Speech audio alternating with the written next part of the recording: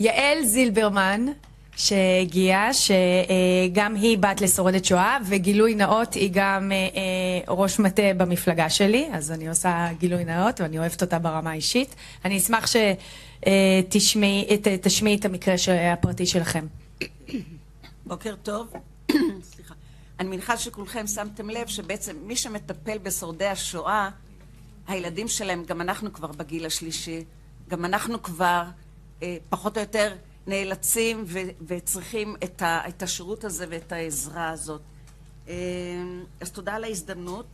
אני אביא בפניכם את הדברים של אבי, שמפאת גילו, והוא באופן יחסי, הוא הצעיר כאן מבין כל השורדים, לא הגיע לכאן. אמרתי לו, אבא, בוא, דנים על בעיה שאתה תמיד מתלונן בפניה, בוא תשמיע קולך. והוא אמר לי, יעלי, מה זה יעזור? אז בואו נראה לו שבכל זאת זה יעזור. שלום, שמי עקיבא רוזנהיים, אני בן 93, קשיש, ניצול שואת יהודי הונגריה, היחידי שזכה להגיע לארץ ישראל. אני גר בבאר שבע עם אשתי שולמית בת ה-90. יחד הקמנו משפחה לתפארת במדינתנו האהובה. בה חרשתי, זרעתי, נלחמתי, נפצעתי, בניתי, תרמתי, התנדבתי וכעת זקנתי. והבעיה הגדולה שלנו היא יצירת הקשר, התקשורת. אני זקוק לעזרתכם בעניין שלשמו אתם מתכנסים. ככל שאנחנו מזדקנים, העולם השירותי שסביבנו הופך יותר ויותר טכנולוגי, מתרחק ומקשה עלינו, מתסכל אותנו, מתנכר לנו. והשירות לא הנזקקים הכי הרבה הוא זה הרפואי. אני צריך תור לרופא, למומחה. אני מתקשר למוקד הרפואי, מגיע לנתב. הוא מהיר מדי בשבילי. אני לא שומע טוב, הרבה מלל. אם אתה, אז, לחץ, 3, בלה בלה, 4, 5, בלה בלה, ואז הקלטה, ויש בוט, והכל במכשיר השמיעה נשמע לי מתכתי מדי. אני לא מצליח לעקוב, אני לא מצליח לאבד את המידע, אני מתוסכל, אני כועס, אני מנסה שוב, הכל מתערפל. אני מעביר לאשתי, אבל גם היא לא מצליחה לעקוב, גם לה יש כבר מכשיר שמיעה. אני עדיין עצמאי, ומדוע אני נאלץ לבקש מאחרים לעשות לי את השירות הזה?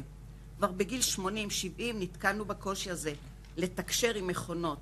ובסוף כשהילדים או הנכדים נכנסים לתמונה ומגיעים לנציג אנושי, הם מאוד אדיבים, מנסים לעזור. אבל אני בחוץ, בעצם מייתרים אותי, ואני עדיין בן אדם חושב. זו תחושה נוראית.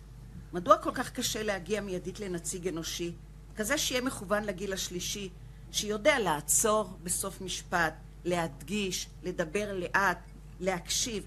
כזה שעבר הכשרה מיוחדת בצורכי הגיל השלישי.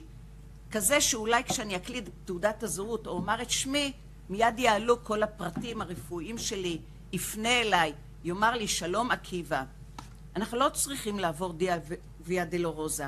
מה עם כל אלה הערירים והבודדים שנאלצים לחטט רגליים למרפאה? לפעמים גם אני צריך לעשות את זה. הרופאה שלי במרפאה מצוינת, נותנים שירות מצוין. וכשאני כבר מצליח, האם ניסיתם להזמין תור למומחה בסורוקה? בנגב, אצלנו? חצי שנה לרופא אף אוזן גרון, לתהליך התאמת מכשיר שמיעה. זה הסיוט שלנו, האנשים המבוגרים. אורתופד, רופא ריאות, ולא רק בסורוקה, בכל רחבי הנגב. חודשים רבים, גם ברפואה הפרטית. אז אני מזמין פרטי, כי אני יכול. אבל האם לכל הקשישים ושורדי השואה יש כסף לממן פרטי? לגמרי לא. ויותר ויותר אנחנו זקוקים לרפואה היועצת הזאת. כבדו אותנו, צרו לנו מסלול נוח, מהיר, נגיש יותר, שהפעם נהיה ראשונים בזכות, כפי שפעם היינו בחובות, שהיינו ראשונים לעשות ולהוביל. אבל שוב זונחים אותנו. אני מרגיש שלא רוצים לסייע לי. לי באופן אישי חשוב לציין כמי שמסייעת בידיו, שכל אנשי השירות שבהם נתקענו היו אדיבים, סבלניים, אבל זה תמיד היה דרכי. והתחושה של שורד שואה, שאין לו שליטה על הדברים, שהוא לא יכול לבצע, כל עוד הוא קוגניטיבית מסוגל, היא איומה. הכעס הוא רב ביותר, וכתוצאה מכך בעצם נגרמת הידרדרות נוספת. הם לא באים בקשר עם הקהילה מספיק, אז על אחת כמה וכמה כאלה שאין להם ילדים, הילדים לא נמצאים לידם, הקושי הוא רב וגדול.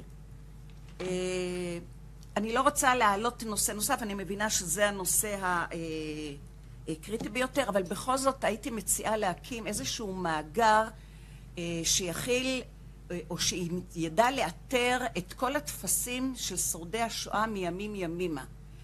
אז רגע, בואי נעשה את זה בנפרד. אוקיי. בסדר, לא נפתח על זה עכשיו דיון. אז שוב, אני חושבת שמוקד כזה, שיהיה נגיש, שבו הבן אדם הראשון ששורד השואה או האדם המבוגר יגיע אליו, הוא מענה האנושי. תודה רבה, יעל. אני רגע